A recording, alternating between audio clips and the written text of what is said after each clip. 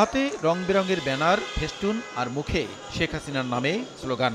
রাজধানীর রাজপথে যেন ৪৩ বছর আগের সেই চিত্র। ১৯৮১ সালের এই দিনেই ঝড়বাদল উপেক্ষা করে শেখ হাসিনাকে বরণ করতে এভাবেই রাজপথে নেমে এসেছিলেন লাখো মানুষ।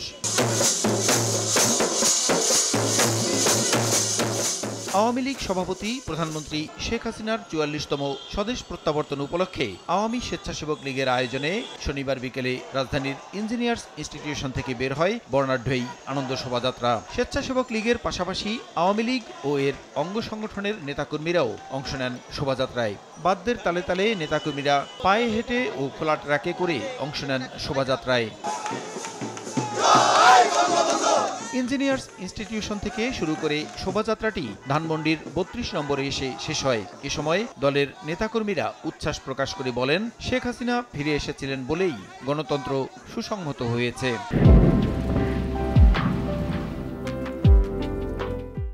বঙ্গবন্ধুকে নির্মম হত্যার পরে ১৭ মে বাংলাদেশে পদার্পণ করেছিল বলেই বাংলাদেশকে আবার সেই মুক্তিযুদ্ধের চেতনায় শেখ হাসিনার নেতৃত্বে ফিরে এসেছে।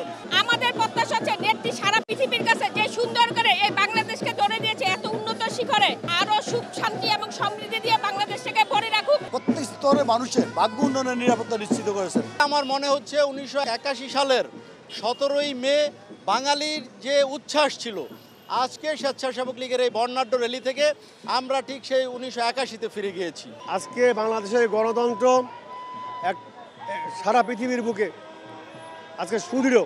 এর আগে শোভাযাত্রার উদ্বোধন করে আফম বাহাউদ্দিন নাসিম বলেন, গত ৪৩ বছরের মতো আগামীতেও শেখ হাসিনার নেতৃত্বে ঐক্যবদ্ধ হয়ে দেশ গঠনে কাজ করবেন নেতাকর্মীরা। সাম্প্রদায়িক গোষ্ঠী সাম্প্রদায়িক বিষবাষ্প ছড়ায়, যারা বিএনপি জামাত সহ আরও যারা এই সাথে এক হয়েছে, সেই অশুভ শক্তিকে মোকাবেলা করেই বাংলাদেশকে আমরা শেখ হাসিনার নেতৃত্বে জাতির পিতার স্বপ্নের সোনার বাংলাদেশ আমরা বিনির্মাণ করতে চাই।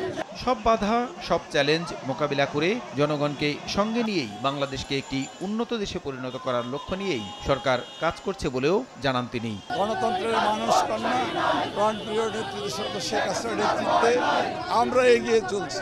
কোনো বাধাই, কোনো চ্যালেঞ্জই আমরা চ্যালেঞ্জ হিসেবে মনে করি না। প্রসূন আশিস, সময় সংবাদ, ঢাকা।